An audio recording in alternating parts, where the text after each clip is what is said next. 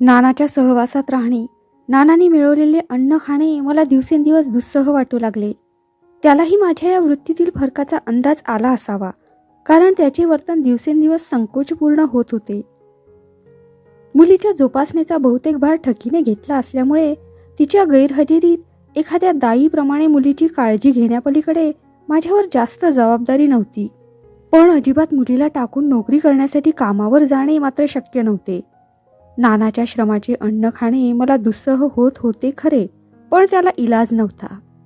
ठकी आली त्यावेळी मी तिला विचारले. ती म्हणाली, तान्ह्या मुलांची आईच्या गैरहजेरीत व्यवस्था ठेवणारी कोणतीच संस्था अस्तित्वात नाही.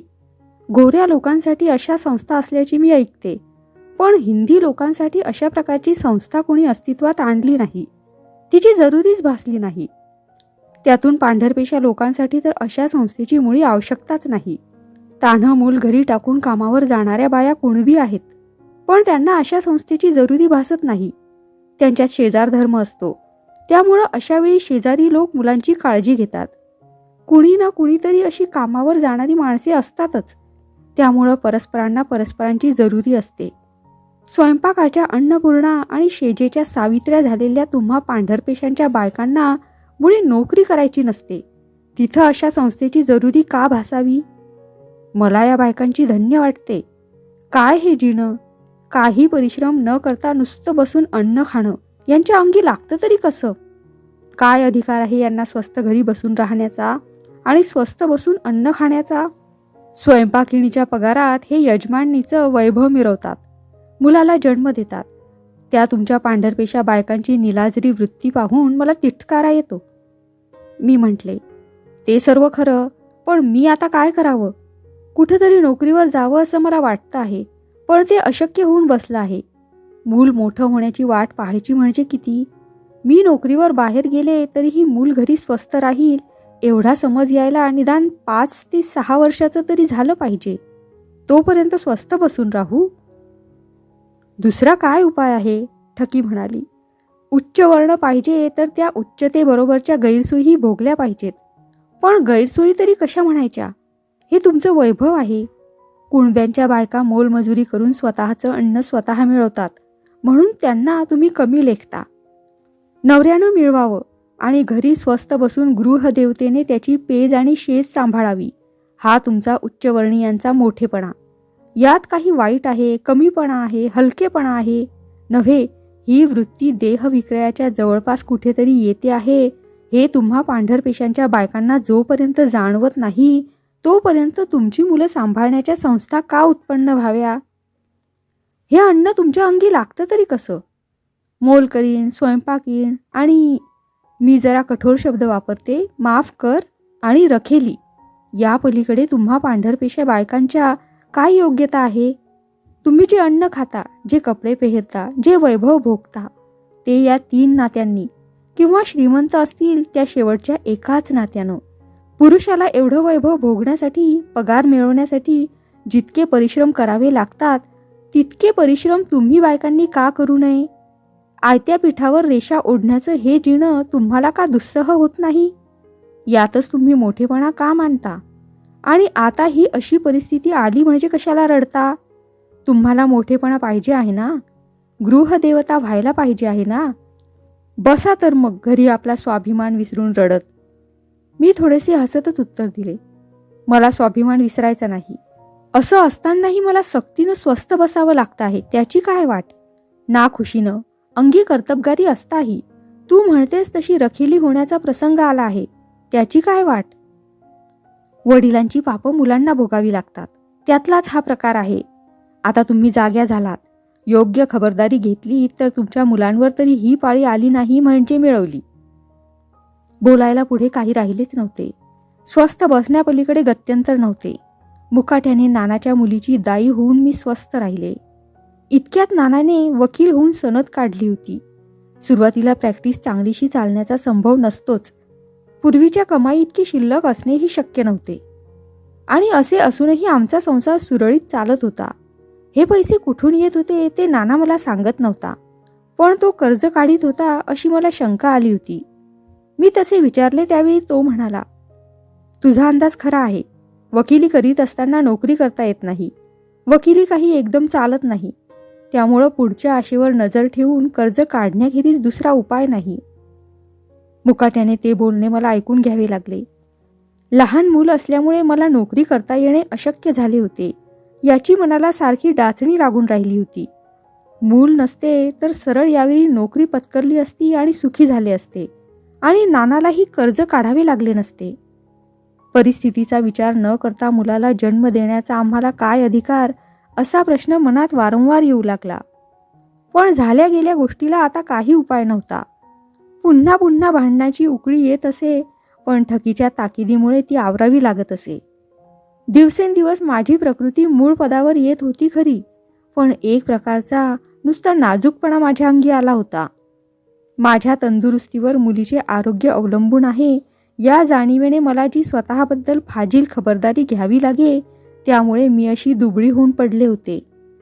पुन्हा पुन्हा मनात येई, या तान्ह्या अर्भकाला जन्म देण्याचा मला काय अधिकार? संसारात एक तान्हे पाहुणे येणार आहे, त्याची तरतूद आधी केल्याशिवाय त्याला जन्माला येऊ देण्याचा आम्हाला काय अधिकार? यापुढे मी ही खबरदारी घेऊ लागले, पण त्यामुळे दिवसेंदिवस नाना आणि मी या उभयतातला संकोच जास्त वाढू लागला. एका खोलीत राहणाऱ्या दोन परक्या माणसा इतकेच आमचे नाते होऊन राहिले होते. अलीकडे तो फारच थोडा वेळ घरी राहत असे. रात्रीही फार उशिरा घरी येत असे. पूर्वीप्रमाणे घटका चर्चा करीत बसण्याचे टाळीत असे. याचे कारण तो आपण होऊन सांगत नसता मुद्दाम विचारणे मला योग्य वाटले नाही. मी असेच काही केले असते आणि मला त्याचे कारण विचारले असते तर मला नसता का राग आला? अर्थातच मी त्याला विचारले नाही. त्याने सदोदित येऊन घरी बसावे असे मला तरी कुठे वाटत होते. एका अर्थी हा दुरावा मला पथ्य करत होता. तो मुद्दाम होऊन मला टाळतो की परिस्थितीमुळे त्याला घरी राहता येत नाही, याचे निराकरण व्हावे असे केव्हा केव्हा मला वाटत असे. मुद्दाम होऊन टाळण्यास काही कारण नव्हते. नानाच्या वर्तनाच्या बाबतीत माझ्या मनात आलेली अढी मी त्याला कळवली नव्हती किंवा दुसऱ्या कुणाकडून त्याला कळली असल्याचा संभवही नव्हता. या विषयाची जर उघड चर्चा केली असती तर प्रकरण विकोपाला गेले असते. असे जे ठकीला वाटत होते ते चुकीचे नव्हते. परिस्थितीमुळे सारा बाणेदारपणा विसरून मला नमते घ्यावे लागते आहे, या जाणीवेची डाचणी मला दिवसेंदिवस दुस्सह होत होती. एका अर्भकाला जन्म दिल्याचा हा सारा परिणाम होता. त्या अर्भकाकडे पाहून मला माझा आपलेपणा विसरून जाणे भाग पडत होते. दिवसेंदिवस नानाच्या वकिलीचा जम चांगला बसत चालला होता. सिंगल रूम सोडून आम्ही एका 3 खोल्यांच्या फ्लॅटमध्ये राहायला गेलो होतो. ददात बहुतेक मिटली होती, पण त्याचेच मला असमाधान वाटत होते. माझे अस्तित्व काय होते? कोणत्या नात्याने मी या घरात राहत होते? माझ्यासाठी जो घर खर्च चालला होता तो खर्च कोणत्या नात्याने घेण्याचा मला अधिकार होता? गृहिणीपणाचा अभिमान मिरवणाऱ्या सर्वसाधारण पत्नीला त्याबद्दल काहीच वाटले नसते खरे, पण मी या लग्नाच्या भानगडीत जी पडले होते ती पत्नी या नात्याने नव्हे, याची स्मृती सारखी जागी होती. नानाच्या मुलीची दाई या नात्याने मी पोचली जात होते काय? की नानाच्या मुलीची आई? की नानाची दासी? शब्द कठोर आहे खरा, पण तो ठकीचा शब्द माझ्या स्मृतीतून जाईना. की नानाची रखेली, विवाहित रखेली? भागीदार या नात्याने मी लग्नाला तयार झाले होते, पण या घरात मला कोणती भागीदारी होती? घरी आता एक स्वयंपाकीणही आली होती. मी स्वयंपाक करीत नसे. माझे काम म्हणजे मुलीला खेळवणे आणि पाजणे. दुसरे कोणतेच काम मी करीत नव्हते. जेवणावारी हे काम करणे मला दुस्सह झाले. मी MAच्या अभ्यासाला सुरुवात केली. पूर्वीची बरीचशी तयारी होतीच. मी मराठी घेऊन MAला बसले आणि पास झाले. पास होताच मी नोकरीच्या शोधाला लागले. नोकरी मिळाली. ज्या दिवशी मी नोकरीवर जाणार त्या दिवशी नानाला ती हकीकत सांगितली. तो म्हणाला, आता माझी प्रॅक्टिस चांगली चालली आहे. कुटुंबाच्या चरितार्थाला कोणताही अडथळा नाही. मग तुला नोकरी करण्याची जरुरी का वाटली? तो संथपणे बोलत होता, पण त्याच्या शब्दात वरिष्ठपणाचा दिमाख होता. मी उत्तर दिले, तुझी प्रॅक्टिस चांगली चालते आहे खरी. घर खर्चाची ददात आता राहिली नाही हेही खरे, पण घरात 4 पैसे जास्त आले तर त्यात काय बिघडेल? कुटुंबाला तेवढीच मदत नाही का व्हायची? अर्थात होईल, तो हसत हसत म्हणाला. ते पैसे तुला आपल्या नावे बँकेत टाकता येतील. तसे बँकेत ठेवले तर प्रसंगी उपयोगीही पडतील. नाही, मी म्हटले, प्रसंगी उपयोगी पडणारा पैसा जमा करण्यासाठी मी नोकरी पत्करली नाही. तू उद्योगधंदा करावा, पैसे मिळवावे आणि मी स्वस्त घरी बसून खावे हे मला आवडत नाही. घर खर्चासाठी लागणारा पैसा दोघांनीही पुरवला पाहिजे असं मला वाटतं. नाना मोठमोठ्याने हसला. मी विचारले, एवढं हसण्याजोगं काय झालं? मी काही विनोद केला नव्हता? नाना थोडा गंभीर मुद्रेने म्हणाला, मला तुझं आश्चर्य वाटतं. स्वस्थ बसून सुखासमाधानानं चरितार्थ चालत असता पैसे मिळवण्यासाठी नोकरपेशा पत्करण्याची बुद्धी तुला का सुचावी? जरुरीचा प्रश्न मुळीच नाही. असं असताना उगीच सुखाचा जीव त्रासात का घालावा? रिकामी बसून तू नुसती चैन करते आहेस अशी तक्रार मी कधी केली होती का? तशी तक्रार करण्यापूर्वी सावध व्हावंसं मला वाटलं, मी उत्तर दिले. नाना म्हणाला, तशी तक्रार येण्याचा मुळीच प्रसंग येणार नाही. माझा प्रॅक्टिसचा जम चांगला बसत चालला आहे आणि थोड्याच दिवसात आपण यापेक्षा जास्त सुखासमाधानाच्या स्थितीत राहू अशी खात्री मला वाटू लागली आहे. नव्हे, थोड्याच दिवसात आपण स्वतःच्या घरात राहू इतका आत्मविश्वास मला उत्पन्न झाला आहे. आणि मला माझा आत्मविश्वास नाही वाटतं. माझ्याही अंगी धमक आहे, ताकद आहे. मग तू मिळवलेल्या पैशावर मी उदरनिर्वाह का करावा? कोणत्या अधिकाराच्या जोरावर? तू माझी पत्नी आहेस, नाना म्हणाला. नाही, मी सणसणून बोलले. तुला विस्मृती झाली असेल, पण माझी आठवण चांगली शाबूत आहे. भागीदार या नात्यानं आपण हा व्यवहार सुरू केला आहे. मला डाचतं आहे ते तेच. या व्यवहारात एक भागीदार आपल्या कमाईचे पैसे खर्ची घालतो आहे आणि दुसरा भागीदार म्हणजे मी आयतोबासारखी स्वस्त बसले आहे. ही भागीदारी नव्हे. कदाचित हा पत्नीपणा असेल, पण मी पत्नीपणा पत्करला नव्हता. कबूल कबूल कबूल, नाना उतावळेपणाने म्हणाला. पण त्यावेळी तशी भीती वाटत होती. दोघेही मिळवती झाल्याशिवाय संसार चालणार नाही असं त्यावेळी वाटत होतं. आज ती परिस्थिती नाही. मुद्दाम होऊन तू नोकरी करावीस हे लोकदृष्ट्या बरोबर दिसणार नाही. माझ्या प्रॅक्टिसवरही त्याचा परिणाम होण्याची भीती आहे.